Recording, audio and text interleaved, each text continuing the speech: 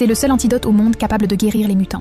Une simple injection suffit à les priver définitivement de leur super pouvoir. La jeune fille, après avoir reçu l'injection, s'effondra au sol, souffrant atrocement.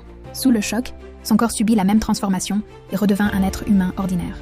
À cet instant, Manji Wang n'aurait jamais imaginé qu'une si petite potion puisse posséder un tel pouvoir. « Je suis désolée, ma chère, tu n'es plus des nôtres. » Ainsi, la jeune fille qui avait suivi Manji pendant des années fut définitivement abandonnée. Cependant, Manji ne put s'empêcher d'agir. Ayant constaté la puissance du sérum, elle mena son armée de mutants en groupes distincts à l'assaut de la base expérimentale humaine, avec l'intention de détruire tous les sérums capables de guérir les mutants. Mais à ce moment précis, les soldats humains, plus rusés, avaient déjà pris leurs précautions.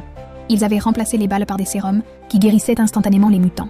De plus, ces sérums étaient tous en plastique, et les pouvoirs de Manji étaient totalement impuissants à les contrôler. Bientôt, sous les tirs d'artillerie, d'innombrables sérums jonchèrent le sol, et la plupart des mutants perdirent leur pouvoir. Voyant la situation devenir critique, la femme aux côtés de Manji frappa, dans ses mains devant les soldats, et éteignit toutes les armes en plastique à sa portée. À cet instant, les mutants se lancèrent à leur poursuite. Mais soudain, Tornade apparut sur le champ de bataille, utilisant ses super pouvoirs pour stopper l'attaque, et choisir le camp des humains. Désormais, les deux camps étaient des mutants, et une confrontation éclata.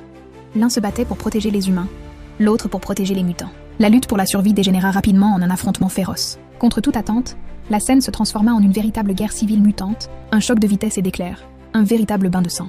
La base expérimentale entière fut la proie des flammes. À cet instant, le roi Manji comprit que seule l'élimination du garçon dans la base pourrait empêcher l'humanité de poursuivre la production des machines pharmaceutiques. Il ordonna donc à Juggernaut de retrouver rapidement le garçon et de le découper en morceaux. À l'ordre reçu, Juggernaut chargea les soldats devant lui, puis se précipita vers la base expérimentale. Pendant ce temps, Shadowcat, fort et puissant, s'élança pour l'arrêter, utilisant ses super pouvoirs pour plaquer Juggernaut au sol. On crut que cela suffirait à stopper Juggernaut, mais contre toute attente, il utilisa son pouvoir bleu pour briser le sol. La corde continua de poursuivre Shadowcat, l'une utilisant ses super pouvoirs pour la pénétrer, l'autre la percutant de plein fouet. Shadowcat finit par trouver le garçon caché et tenta de l'emmener hors de la base. Cependant, comme le garçon avait limité ses super pouvoirs mutants, Shadowcat ne put franchir les murs pour s'échapper. À ce moment, Juggernaut les rattrapa, mais sa puissance diminua également à mesure qu'il s'approchait du garçon. Le char s'écrasa alors contre le mur et s'assomma. Phantom Cat emmena rapidement le garçon dans la direction opposée. Pendant ce temps, la bataille à l'extérieur de la base expérimentale touchait à sa fin. Un à un, les hommes de main de Wanji King tombaient sous les coups. Wolverine, ayant trouvé ses dernières doses de drogue, eut soudain une idée audacieuse. Il ordonna aussitôt à Colossus de le projeter sur Wanji King. Ce dernier avait anticipé l'attaque de Wolverine et voulait lui donner une leçon. Mais il ne s'attendait pas à ce que Wolverine le distrait. L'instant d'après, Beast surgit derrière Wanji King et lui injecta toutes les drogues.